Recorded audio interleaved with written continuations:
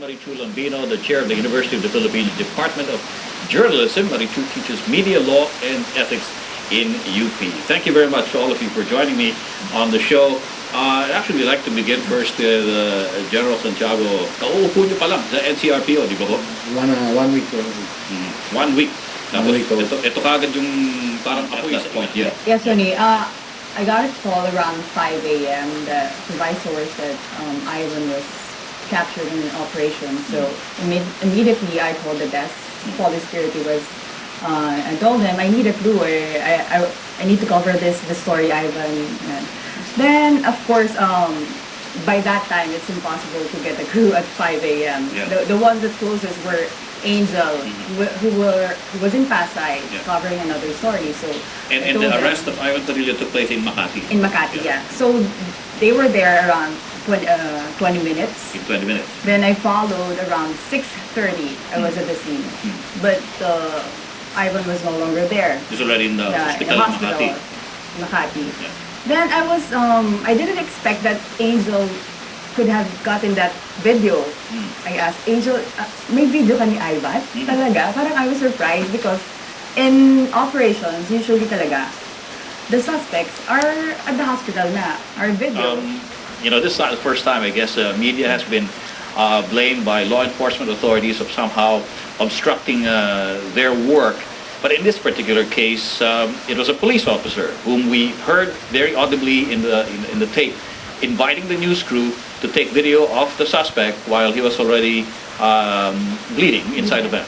So it was clear that when the chief apologized for it, it was clear that it wasn't true, that it was the reporters or the cameraman who delayed the brief. Who insisted on getting video of the suspect. Because it was the police officers who actually called them. Andito si Ivan, andito si Ivan. And in fact, in one scene, the reporters went to another car and was faced Mark, another suspect, and then he was pointed to another person, which was Ivan. So clearly, it wasn't the reporters who caused the delay in or any delay in bringing the suspect. But there is if you were invited, even by a law enforcement officer, to take video of a suspect who was already clearly in danger of losing his life, should the camera crew have still accepted that offer to take video, or would they have even thought na hindi mo na namin gagawin trabaho namin, pero isalba niyo muna yung buhay ng suspect?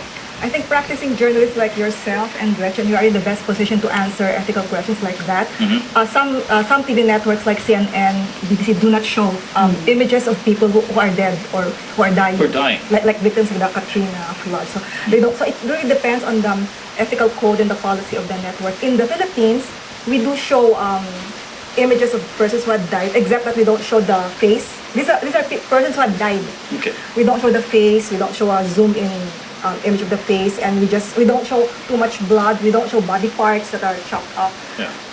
Not too much blood. But here it's a little more complicated because the person had not died, and there was no way of knowing whether he was going to die. And to complicate that, he did not die of those wounds. So what is the connection between asphyxiation and the reporter asking him two questions?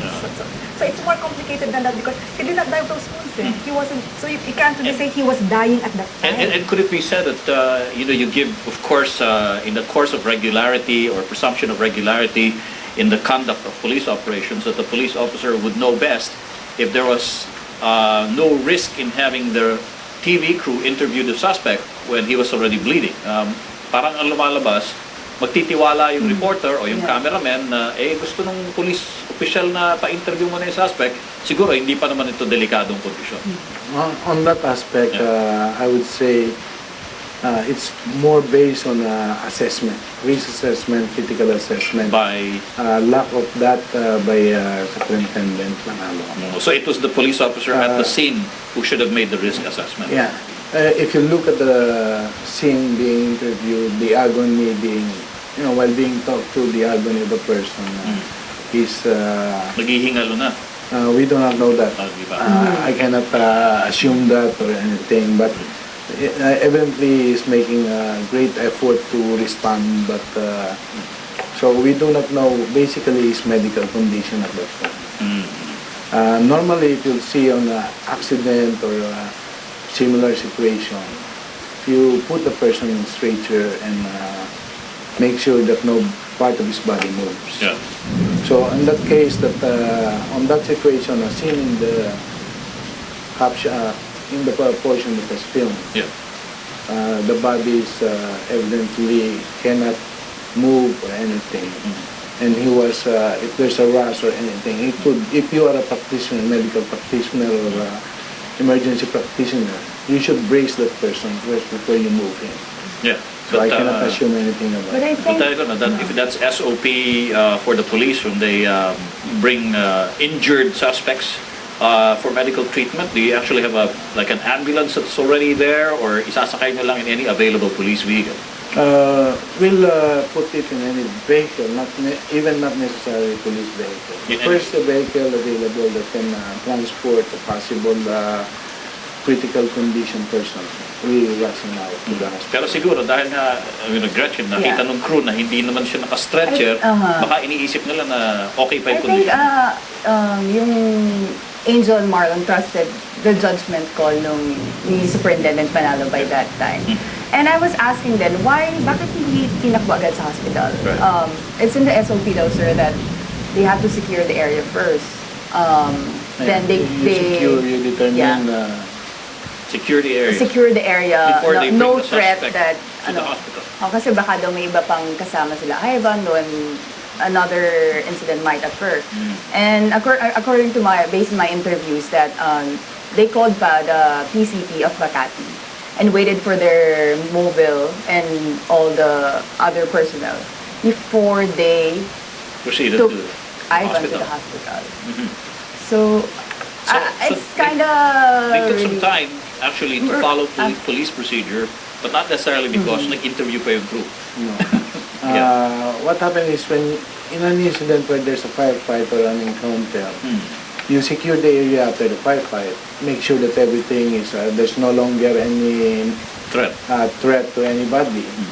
Then determine if you're able to account or be able to see all the person, then you rush the first thing. That's why you should apply what we call life-saving procedures to anybody injured, be it a policeman or Or the be it suspect. the suspect or the victims.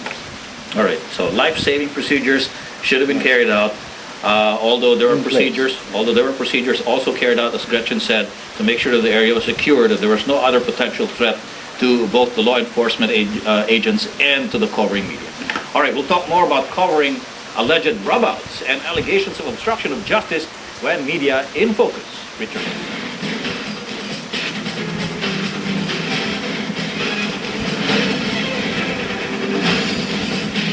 As a director of the National Capital Region, where the operatives were involved, and my members, I would always look at it as on the regularity of the police operation. I would not prejudge it as there's a fault on the operatives, but rather because of these questions that crop up the following day with the media, we immediately requested an investigation by Internal Affairs Service, which is not under me. I'm not in a position to answer that, but I will always say that